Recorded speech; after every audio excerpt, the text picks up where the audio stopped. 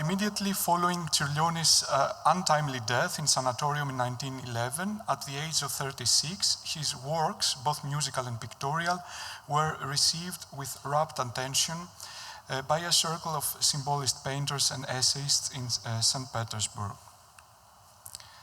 At a public lecture held there in 1912, Čiurlionis' musical compositions were performed and his music-related paintings were exhibited.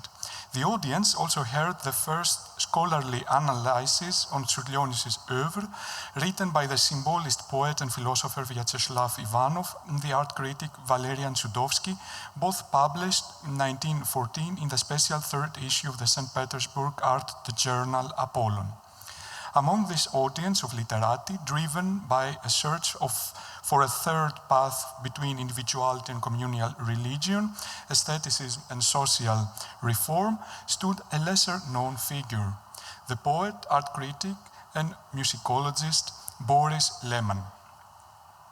In 1912, Leman published the first monograph on Čiurlionis, followed by a second edition in 1916, a study that has remained largely overlooked in scholarly literature, with only occasional excerpts cited in various contexts.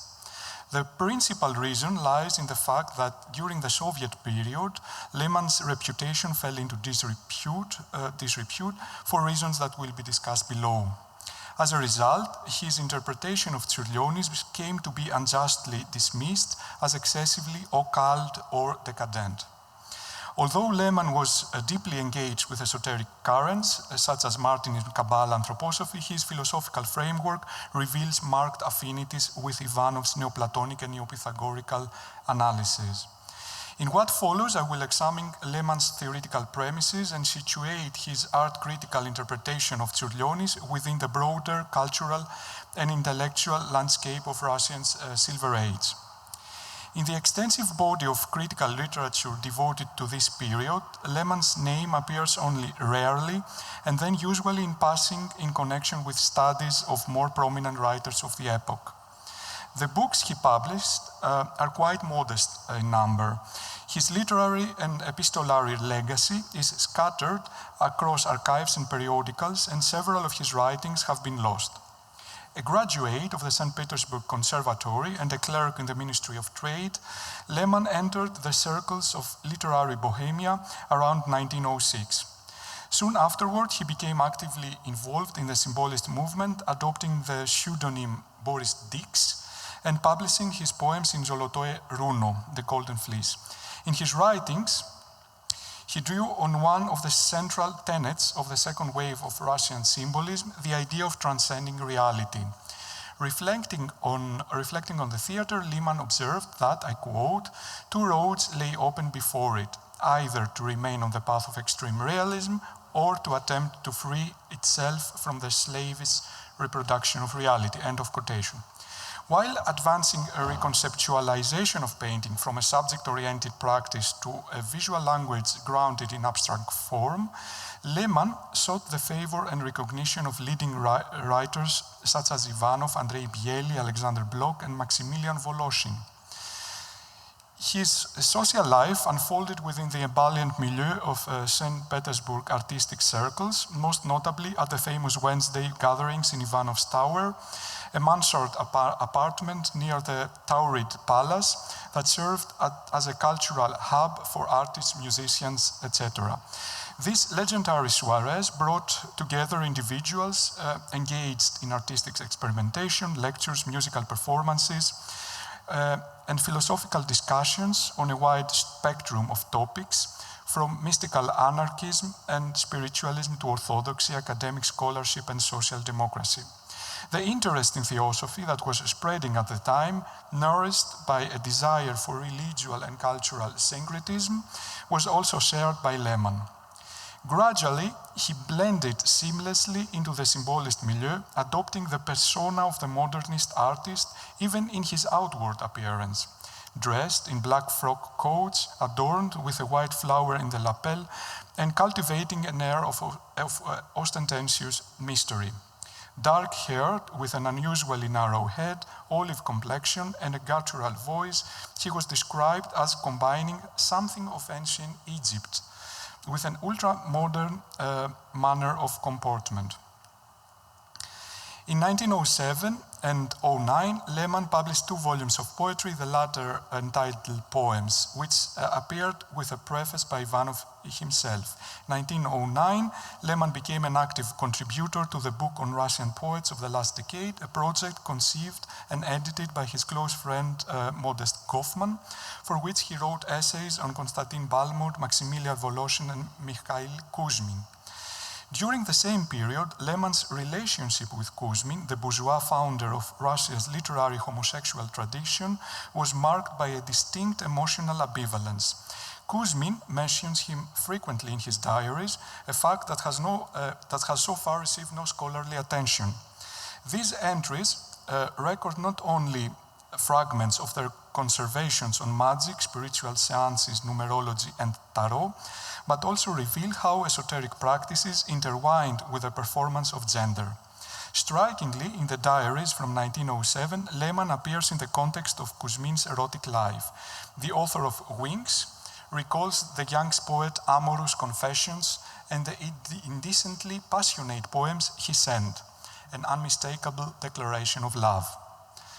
Leman was also an active member of the Theosophical Society and a contributor to the journal Isida, where he published esoteric essays such as from the book written with golden and red letters and the Platonic dialogue Teacher and Pupil. According to historian Bogomolov, it was precisely the latter text that exerted a strong influence on Velimir Khlebnikov's early futuristic experiments. Leman's anthroposophical phase began in 1910 and lasted until his death in 1945. A decisive moment came in 1912 when he met Steiner in Helsinki. From then on, Leman became one of Steiner's devoted followers and strong advocate of establishing the Russian Anthroposophical Society. His engagement deepened through the study of the Indian philosophy, especially the system of Advaita Vedanta, whose principles he later applied to his interpretation of Čiurlionis. In 1917, he published a major study on the French mystic Louis-Claude de Saint-Martin, demonstrating both his command of mystical philosophy and French intellectual history. After the October Revolution, Leman fled to Ekaterinodar, becoming a professor at Kuban University and lecturing on the ancient East. When associations were banned in 1923, anthroposophy went underground, marked by internal divisions after Steiner's death. Leman emerged as the leader of a new circle that included the painter Evgeny Spassky, who saw him as a lifelong mentor. Arrests of members of esoteric societies began in 1927 on charges of reactionary bourgeois philosophy. Detained in April, Leman spent 3 years in concentration camps and was later exiled to Alma-Ata, where he worked as conductor in the local theater and pursued musicological research, including a study on the history of the flute. Spassky later portrayed him posthumously in 1977. A copy of Leman's book on Čiurlionis and 2 of his flutes survive today in Spassky's archive. Although Leman was sentenced under Article 58, paragraph 10, for propaganda containing appeals to overthrow, undermine, or weaken Soviet power, one may plausibly assume an additional motive. The confiscation of Kuzmin's journals by the secret police in the 1930s was apparently intended to facilitate the roundup of Leningrad homosexuals during the Great Terror. Leman's second arrest in 1930 may thus have been connected to the similar fate of several homosexuals mentioned in Kuzmin's diary. Leman's book on Čiurlionis is divided in 2 parts. The first consists of a concise philosophical essay on visual rhythm, while the second presents a short biography of Čiurlionis. Leman's philosophy must be situated within the ideological and worldview framework of ideas circulating among the Russian symbolists, particularly in the circle of the poet and philosopher Ivanov. The study opens with an epigraph from Vladimir Solovyov, asserting that the material world is but a shadow, an image, and that the life's noisy crackling is but a distorted echo of a triumphant harmony. This notion resonates with one of the central tenets of the second wave of the Russian symbolism, the rejection of physical reality and its socio-economic structure, coupled with the belief that an apocalypse conceived in soteriological terms was imminent. Leman's central argument is that rhythm forms the vital impulse animating all art, linking sculpture, music, and painting. The difference among the arts, he argues, lies in how this impulse is transmitted. Music, addressing the ear, conveys rhythm directly. The listener instinctively fuses complex sounds into harmonious whole. Painting acts more indirectly, relying on an unconscious reference to touch to perceive depth and space, for example, to distinguish a sphere from a flat disk. The history of painting, thus, appears as a gradual emancipation from the linear contour towards the insight that an object's boundary is defined by the rhythmic interplay of light and color. The musician, Leman observes, always sensed this law of harmony intuitively. The painter required centuries to discover that visual truth lies not in the outline, but in the rhythm of illumination.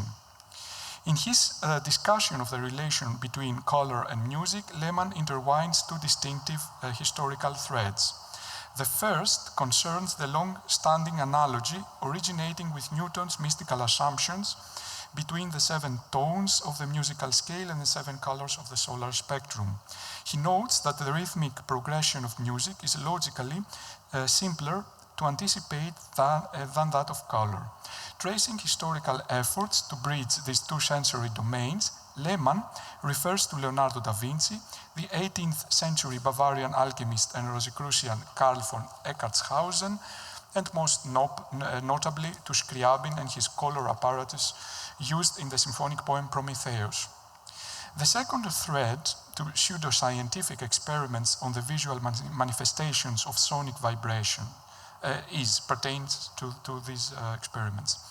Drawing on the sound visualization experiments conducted in 1885 by the Welsh soprano Margaret Watts Hughes, Leman argues that the harmonies of musical composition and of visual form are governed by the same fundamental artistic law, the principle of rhythm. Although Watts Hughes' engagement with the visual representation of sound was quite original, the endeavor was not an isolated event, but rather drew on earlier theories and practices. In the late 18th century, the German physicist Ernst Chladni discovered that when a plate covered with sand was made to resonate by running a bow along its edge, the grains formed distinctive patterns on the surface. These emerged because the plate divided itself into regions vibrating at different frequencies, with the nodal lines marking areas of no vibration. Chladni's experiments was later refined by Jules-Antoine Lissajous, who devised an elegant optical method employing vibrating forks and mirrors to render sound vibrations visible. Some decades later, in sound and music, Sedley Taylor introduced an apparatus he named the phonidoscope. It consisted of a resonant cavity with an aperture covered by a soap film. When the operator sank into the cavity, the air vibrations became visible as swirling movements and chromatic striations on the film's surface. Following in the footsteps of Chladni, Lissajous, and Taylor, Watts Hughes developed an apparatus she called the idophone, with which she recorded onto glass or ceramic plates the patterns produced in colored liquids by the sound waves of her own voice. Instead of using Chladni's sand, she experimented with pigmented pastes and other viscous substances, which generated richly intricate figures, plants, cells, even seascapes, which she called voice figures. By shifting the recording membrane or abruptly altering her vocal pitch, Watts Hughes succeeded in producing even more abstract and complex motifs. The placement of these works in the windows of an orphanage suggests that their purpose extended beyond mere decoration. An archive of these impression figures, as she termed them, was recently rediscovered in the Cyfarthfa Castle Museum in Merthyr Tydfil in Wales. Yet, during the 19th century, numerous scientists, some of them inspired by mystical speculation, attempted to calculate with ever greater precision the dimensions and oscillatory rates of the sound waves traveling through air and of those thought to pass through ether.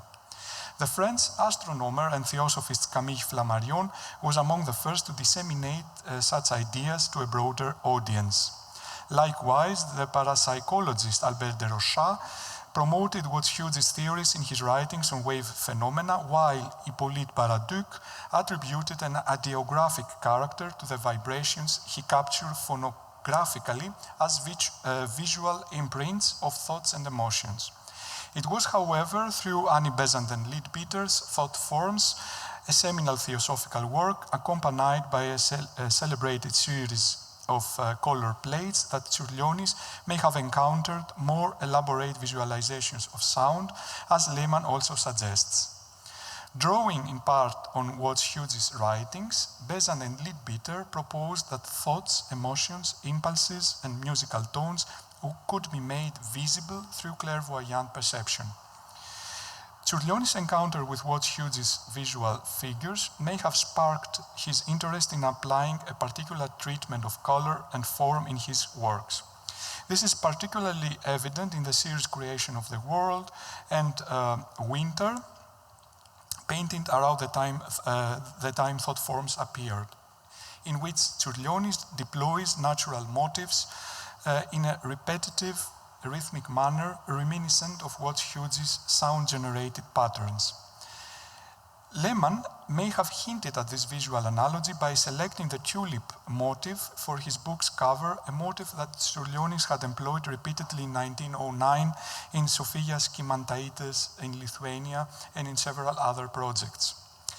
Leman argues that whereas Western science conceived rhythm in narrowly technical terms, in Advaita Vedanta, where philosophy and religion remain inseparable, it is understood as the very foundation of artistic creation.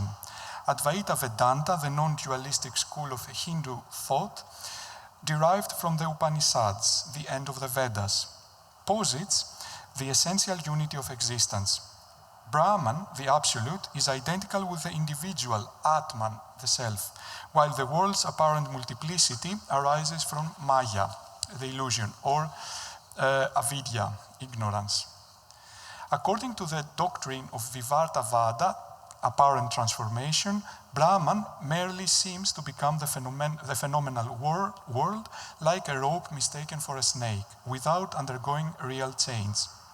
Sensory perception, Leman maintains, consists solely of vibrations. The universe itself is movement, governed by the rhythm of alternating motion, day and night, activity and repose, known as prana. According to Leman, the immense significance of Čiurlionis' paintings is revealed only through this philosophical lens.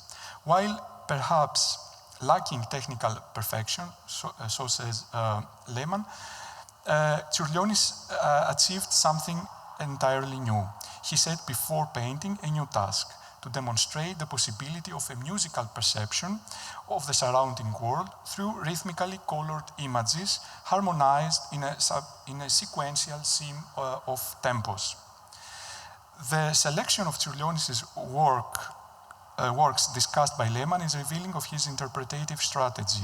The Broken Cross from the now lost cycle Storm may be read as an early manifestation of Čiurlionis' distinctly Blavatskian approach to Christianity, a critic of the Abrahamic religions, suggesting that at the time of writing his essay, Leman's position was closer to theosophy than to anthroposophy. Leman contends that Čiurlionis' Sonata of the Sun offers the most compelling artistic expression of Advaita Vedanta philosophy, embodying the principle of rhythmic and sequential transformation that lies at the heart of his art. In conclusion, Leman's philosophical essay should be situated within the broader framework of Russian symbolist thought, resonating particularly with Ivanov's conception of art as a hieratic and theurgic act. Yet it departs from this lineage by advancing a distinct synthesis of symbolist aesthetics and Hindu philosophy, especially the non-dualistic tenets of Advaita Vedanta. One question that can only be briefly outlined here concerns the particular attraction of Čiurlionis' art for Leman, a homosexual intellectual at a time when same-sex desire was both pathologized and aestheticized. While contemporaries such as Konstantin Somov, who was associated with Leman and Čiurlionis and lived openly as gay man, translated erotic desire into visual forms, seeking aesthetic and social legitimation through the modalities of realism, Leman's hermeneutic approach appears devoid of any explicit articulation of erotic subjectivity. Yet this very sublimation may indicate another kind of displacement, the projection of erotic and existential longing into the metaphysical register of unity and dissolution that Advaita Vedanta provides. The non-dual ontology of Advaita, which effaces the opposition between self and world, subject and object, can be read as an analog for an erotic metaphysics, one that transcends the binary logic of desire and identity. Ivanov's and subsequently Scriabin's notion of eros may be understood also in the same context. In this light, Leman's turn towards an all-encompassing rhythmic cosmology might not represent a denial of subjectivity, but rather an effort to sublimate it into a universal principle of harmony, where individuality dissolves into the continuum of cosmic vibration. The philosopher Nikolai Berdyaev later reflected on this period. I quote, "My criticism of occultism, theosophy, and anthroposophy was connected with the fact that all these currents are cosmocentric and are under the power of cosmic temptation, while I saw the truth in anthropocentrism and understood Christianity itself as deepened anthropocentrism. In anthroposophy, I did not find man. Man was dissolved in cosmic plans." End of quotation. Berdyaev's critique of such cosmocentrism captures the essential tension at stake between the impulse to transcend the confines of the self and the equally compelling need to preserve a distinctly human presence within the vast spiritual and cosmical order of the world. Thank you very much.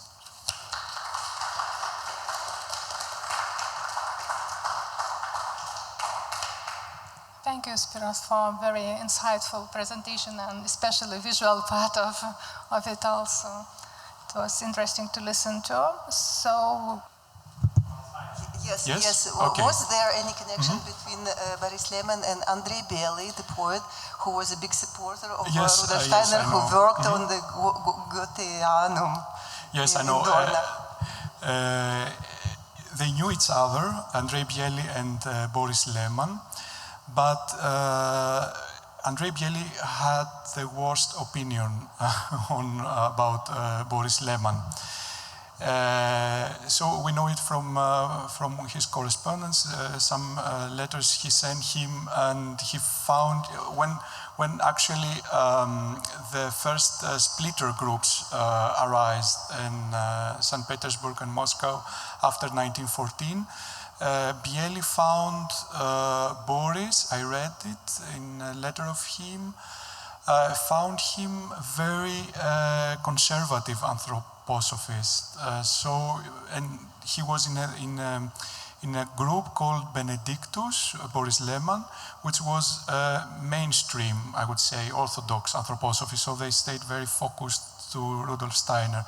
Bely had multiple other philosophical tenets in his, So he deviated much further from Boris Leman's anthroposophical approach, I think. But of course he knew him, yes, there were, but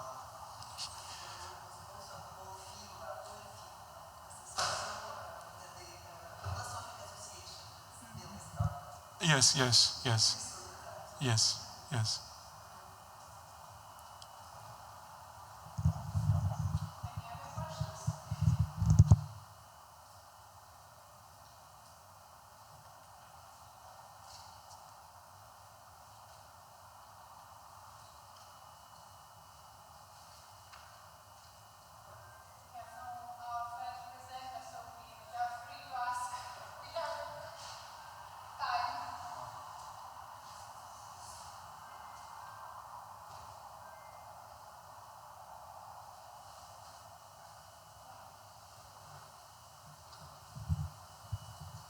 if I may have a question to the first presentation, is it all right?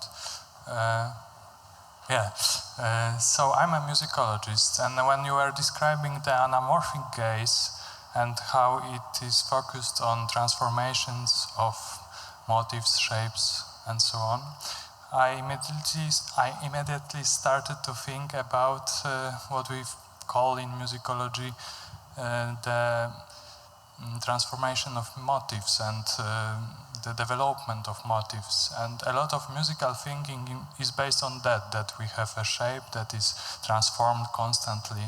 And I wonder whether it might be a case that what you are describing is actually also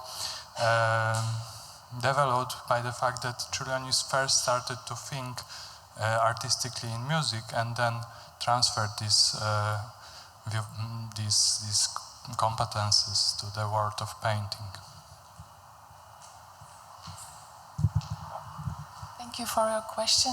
Yes, you are very true in your comment, but I'm not a musicologist myself. I just analyzed his letters, so his written word and his lyrics, and I recognized some patterns of his paintings of sonata that were used also in his letters that also resemble sonata, and I developed a little bit on this, and I'm looking forward to the article that I am elaborating.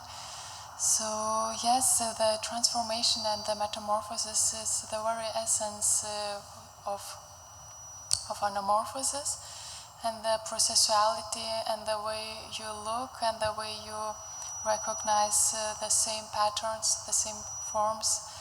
So it's very true what you are saying. Thank you.